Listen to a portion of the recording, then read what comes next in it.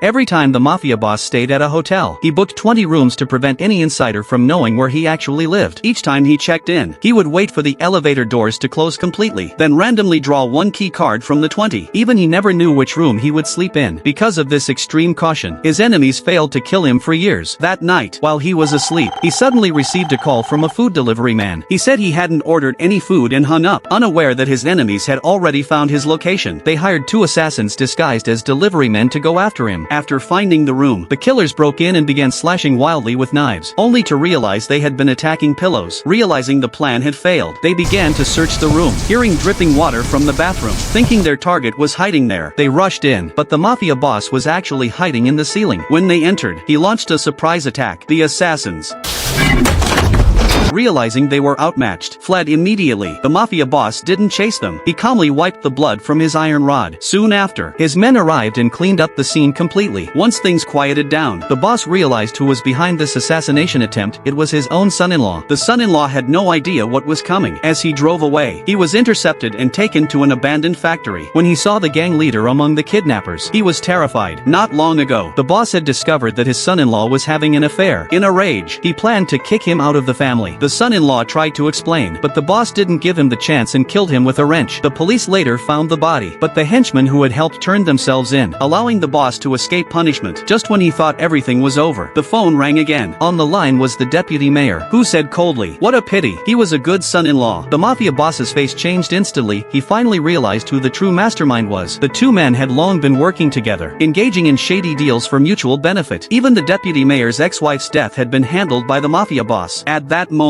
one of his henchmen received news that his wife was in labor. The boss hesitated for a moment and missed his chance to strike back. Meanwhile, his own daughter successfully gave birth to a baby girl. When she asked about her husband, he didn't dare tell her that he had killed him, only saying he had business to finish and would come to the hospital later. As he stood there torn by guilt, his most trusted subordinates suddenly betrayed him, hitting him in the head with a metal rod. Before dying, the mafia boss made a silent gesture, asking not to alarm his daughter in the hospital room. In the end, both the mafia boss and the deputy mayor received the punishment they deserved, and all the key witnesses survived safely under police protection.